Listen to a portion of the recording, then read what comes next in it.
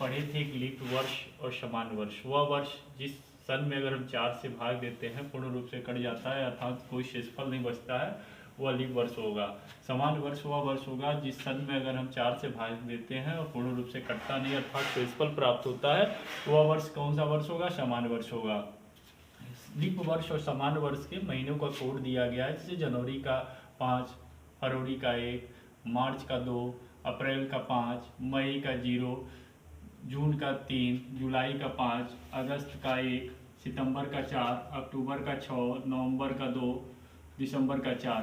वैसे ही समान वर्ष में केवल जनवरी और फरवरी में परिवर्तन हुआ है। जनवरी में 6 हो जाएगा, फरवरी में 2 हो जाएगा, बाकी सारे महीने का कोड वही होगा जो कि आपके लीप वर्ष के हैं। दिन में देखेंगे सोमवार, मंगलवार, बुधवार, बृहस्पतिवार, शुक्रवार, शनिवार, रविवार। दिन पहला दिन सोमवार, दूसरा दिन मंगलवार, तीसरा बुधवार, चौथा बृहस्पतिवार, पांचवा दिन शुक्रवार, छठा दिन शनिवार, रविवार को 7 और 0 से भी प्रदर्शित किया गया है। शताब्दी कोड 1700 से लेकर 1799 का सन है तो उसमें 5 जोड़ते हैं। 1800 से लेकर 1899 का सन हो तो उसमें +3 करते हैं। 1900 से लेकर 1999 का सन हो तो उसमें +1 करते हैं। 2000 से लेकर 2099 का सन हो तो उसमें +0 करते हैं।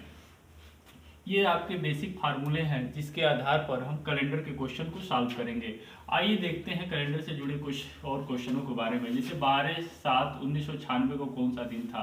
देखिए 1996 लीप वर्ष है या समान वर्ष है, इसको हम पहले पता कर लेते हैं। देखिए 1996 में अगर हम 4 से भाग देंगे तो पूर्ण रूप से कट जाएगा, तो ये आपका लीप वर्ष होगा। लेकिन ये 7वां महीना की बात कही गई है। जनवरी, फरवरी, मार्च, अप्रैल, मई, जून, जुलाई, अगस्त, जुलाई की बात की गई है। जुलाई यानी 7वें महीने की बात की गई है, तो यहाँ पर हम कोई परिवर्तन देखने को नहीं मिलेगा, क्योंकि जो लीप वर्ष का कोड होगा वही समान वर्ष का कोड होगा। यहीं अगर 12/2 या 12/1/1996 रहता तब हम इसमें परिवर्तन हम कोड में देखते। लेकिन क्योंकि बात हुई है कि 7वें महीने की, तो 7वां महीने का कोड वही होगा जो लीप वर्ष का है और जो समान वर्ष का है। इसलिए हम जानते हैं 1996 आपका लीप वर्ष है, क्योंकि इसको 4 से भाग देने पर पूर्ण रूप से ये कट जाएगा। लेकिन ये 7वां महीना है, तो 7वां महीने में लीप वर्ष का और समान वर्ष का दोनों का कोड एक ही होता है। फिर हम क्या करेंगे, यहाँ पर सबसे देखने वाली बात क्या है कि 1996 में 96 ले लेंगे, लास्ट का 2 डिजिट ले लेते हैं और 2 डिजिट में 4 से भाग देते हैं। देखिए ये क्रिया आपको हमेशा करना है। ये जो लास्ट का 2 डिजिट हम लेंगे, 2 डिजिट में 4 से भाग हमको हमेशा देना है। 4 से भाग देने पर हमें भागफल से मतलब है कि भागफल क्या आ रहा है। भागफल 1 आए, 2 आए, 4 आए, कुछ भी आए, 1 अंक तक जाए या 2 अंक तक जाए। देखिए 24 भागफल हमारा प्राप्त हो रहा है, तो 96 के नीचे हम 24 को लिख लेंगे।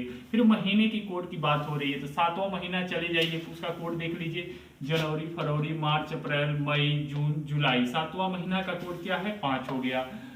कौन से दिन को निकालना है? 12 तारीख को, तो 12 उसके नीचे लिख दीजिए। 12 लिखने के बाद सब जोड़ेंगे, 96, 24, 5, 12, 137 आएगा। 137 में 7 से भाग देंगे, क्योंकि हमें दिन पता करना है, इसलिए इसमें 7 से भाग देंगे।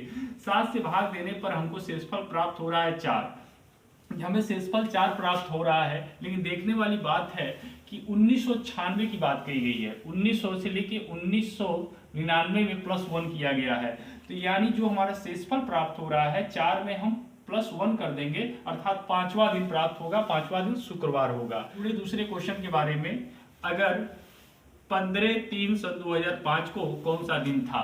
तो देखिए सन 2005 में हम 4 से भाग देंगे, 4 से भाग देने पर यह पूर्ण रूप से कटेगा नहीं, अर्थात शेषफल प्राप्त होगा। जब शेषफल प्राप्त होगा तो यह कौन सा वर्ष होगा? समान वर्ष होगा। जनवरी, फरवरी, मार्च, यानी मार्च का कोड क्या है? 2 हो जाएगा मार्च का कोड। लेकिन यही जनवरी और फरवरी की बात की गई होती, तो जनवरी फरवरी की बात कही गई होती, जनवरी कही गई होती 6 हो जाता, फरवरी की बात कही गई होती तो 2 हो जाता। लेकिन बात की गई है मार्च की, तो मार्च का कोड क्या है?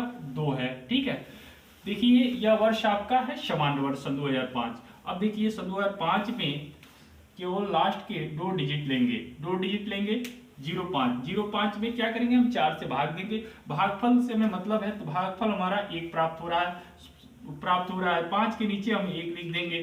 फिर हम तीसरे महीने की बात करेंगे, तीसरा महीना की हम बात करेंगे, तो जनवरी, फरवरी, मार्च की बात करेंगे। तो अगर मार्च की हम बात कर रहे हैं तो इसके नीचे हम 2 लिख दिए, ठीक।